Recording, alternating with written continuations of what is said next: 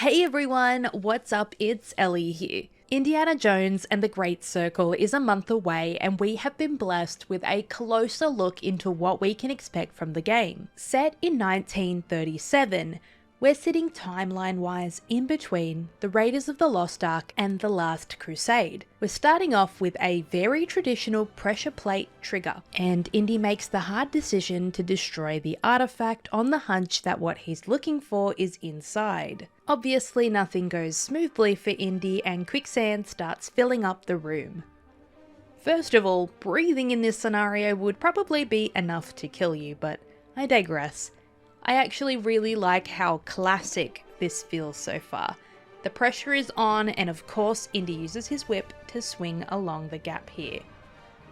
I think what the whip does is going to be pretty scripted, and it won't work like a Spider-Man swing, for example.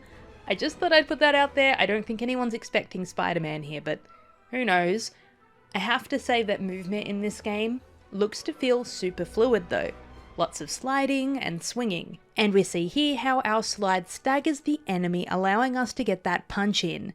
Notice that there is a meter that pops up in the center at the bottom. I thought for a moment that it could be the enemy's health, but I think it might be stamina with a punch using up one of those bars, meaning that we can't just uselessly spam punches, adding to that focus on using combos and making every hit count. It looks like we'll be doing a lot of admiring artifacts and learning about the spaces we're exploring. Indy is an archaeologist. It'll be really cool to see what he has to say about what we find and listen to any knowledge he may already have. Classic swinging blades being navigated by torchlight, and we see Indy making use of his whip to climb vertically like a grappling hook, which we also see is using up that stamina bar. This scene here really shows us that they're aiming for that old school comedy that the films had, and we get some flashes of some very classic adventure stuff, Indy's toolkit and iconic accessories like the fedora, the whip being used on a zip line, and the revolver,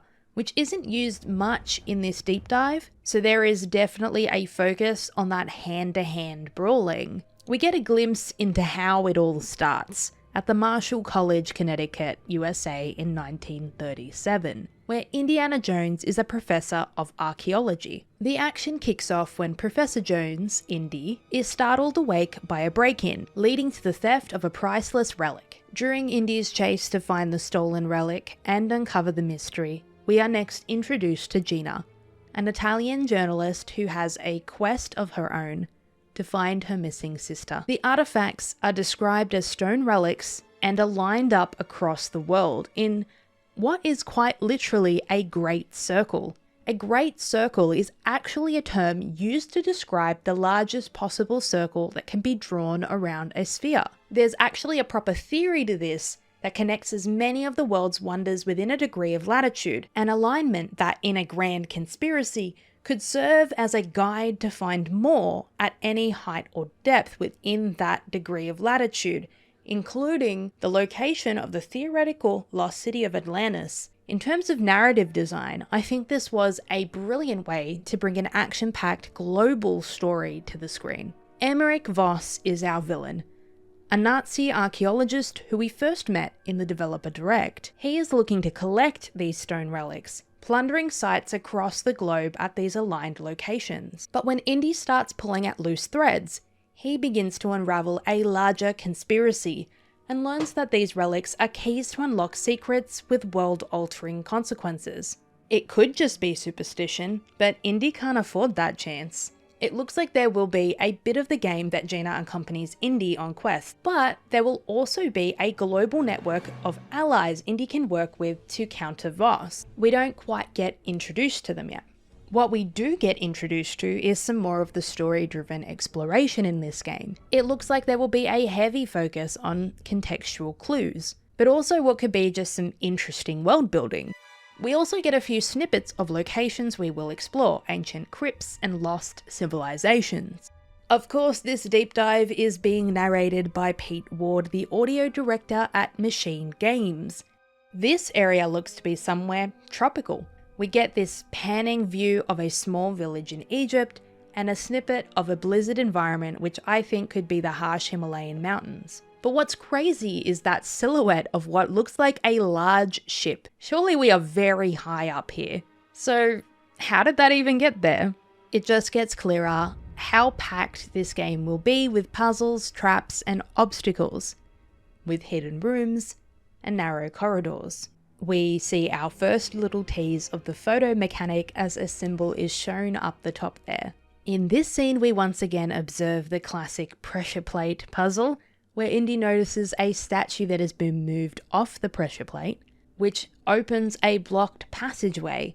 It really does seem like some of these puzzles won't be to find the main objective itself, but just may also lead to maybe some loot, further contextual clues, or maybe even just some general lore. Some ominous smoke tells us that we need to once again use our whip to navigate past. We also get our first improvised weapon with a scepter-like object found on the floor. Here we see Indy packing their things away in a suitcase. This next scene shows us that there is definitely going to be some swimming. This usually terrifies me in games because you never know how long you have to be underwater. Usually it's dark or murky. It's usually quite scary. But from the looks of it, we get this nifty piece of equipment which I think will be able to help us breathe underwater for that little bit longer, looking at this symbol on the bottom right side. And although the water isn't super clear, it's clear enough not to make me feel super anxious. Even as Indy edges towards a darker section, it just doesn't look as bad as some other games. It'll be cool to see if there's much to actually observe in the water too, maybe some sunken treasures. This scene is a little humorous to me. We see Indy using his whip to break a bottle beside an enemy, which I don't know how realistically Indy could pull that off and have the person beside it be like, what was that? Like as if the crack of a whip is not a very unique, loud sound. But anyway, we move on undetected. A little question mark above their head showing that they weren't particularly alerted, but just curious. Must be the wind, I bet. I think it is cool to see a bit of elemental play here as well, with the fire from the torch, lighting the ropes and removing the blockage. Though, again, there are some wooden planks there and I don't hear them fall away or anything, so I feel like it's just a really weird thing to have this blocked makeshift wall of planks and have it just fizzle away like it's basically nothing. So, you know, just a little bit of nitpicking here.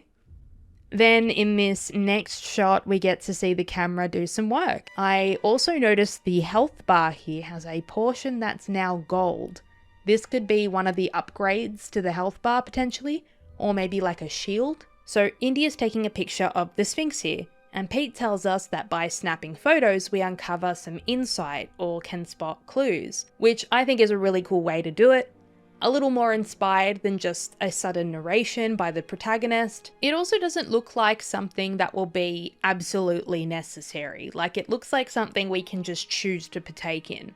I also wonder if they'll give us the ability to just take photos of things in general without the symbol, if there will be some sort of photo mode to document our adventures.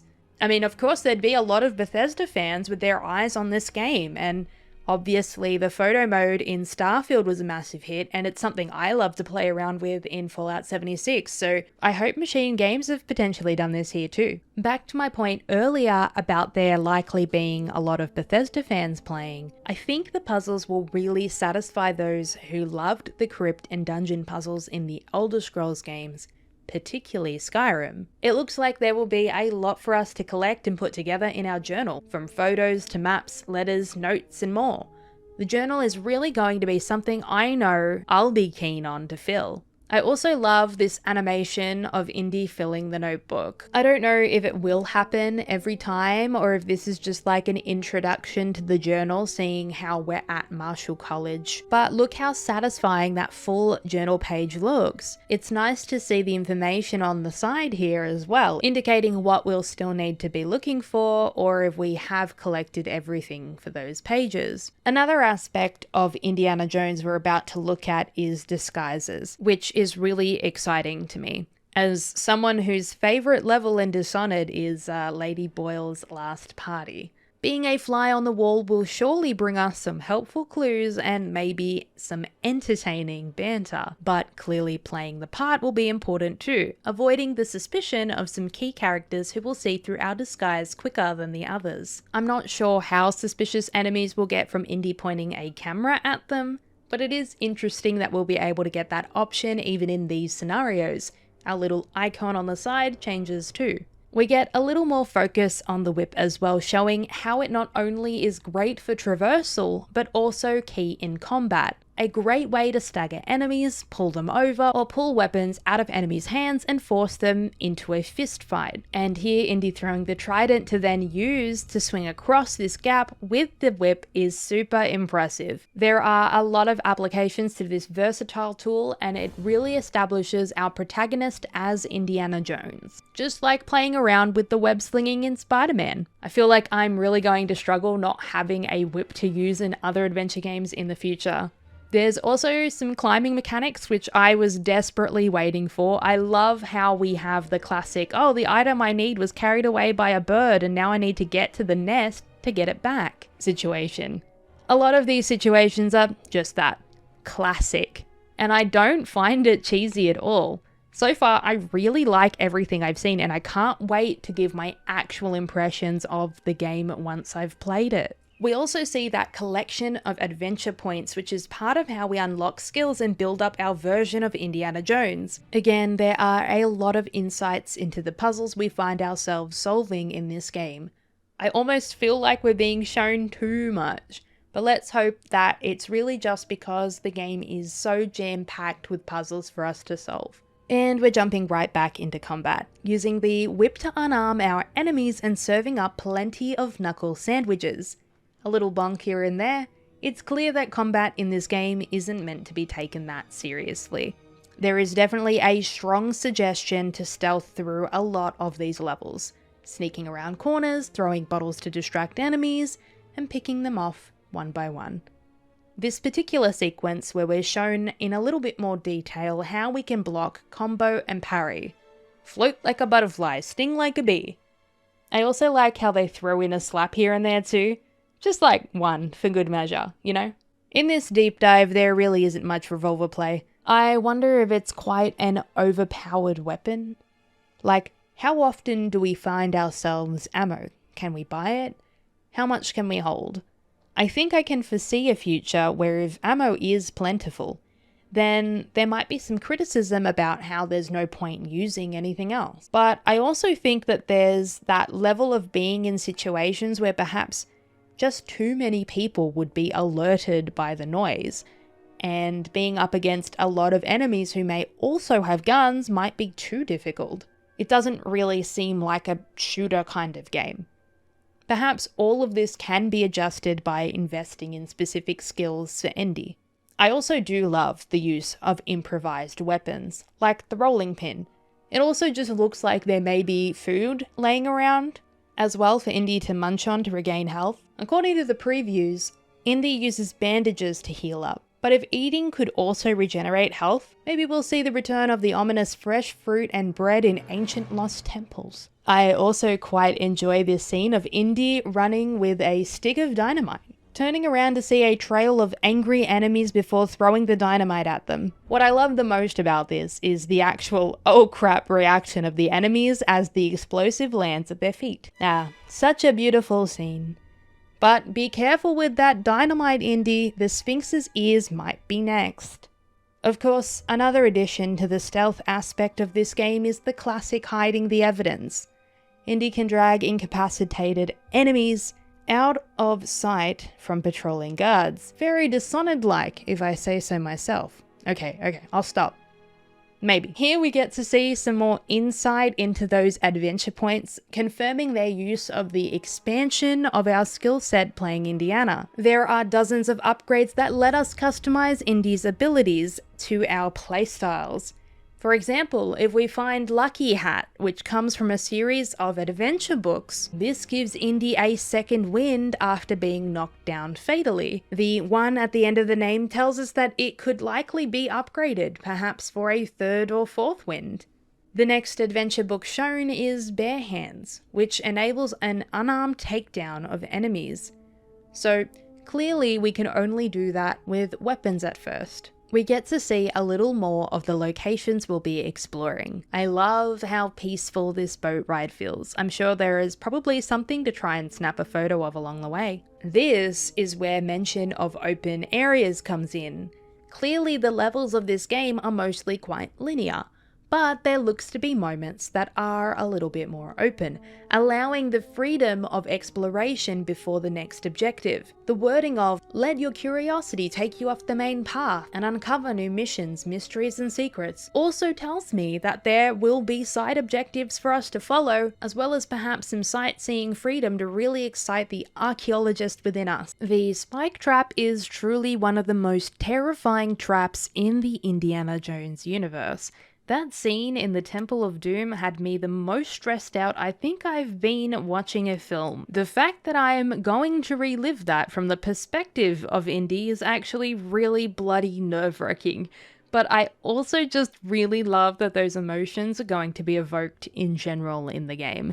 And I love that they didn't show us the solution for this one either. Of course, in our open areas, there will likely be traders for us to maybe barter with. But it's this next scene that has piqued my curiosity.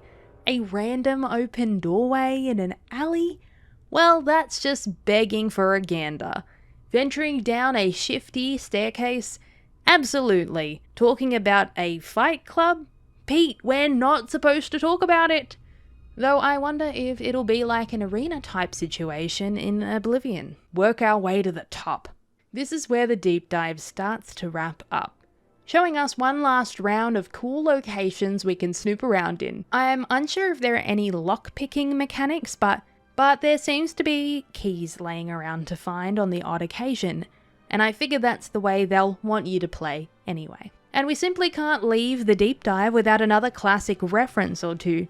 Since an incident in his younger years, Indiana has been afraid of snakes. A little throwback to this particular line in the Raiders of the Lost Ark. Overall, I thoroughly enjoyed this deep dive, and it's going to be so hard waiting for the next month. Is there anything you noticed while watching the deep dive? Or something in particular that has you excited? Or something you're hoping to see or do? Let me know down in the comments below. Thank you so much for watching, and I'll see you in the next one. Bye!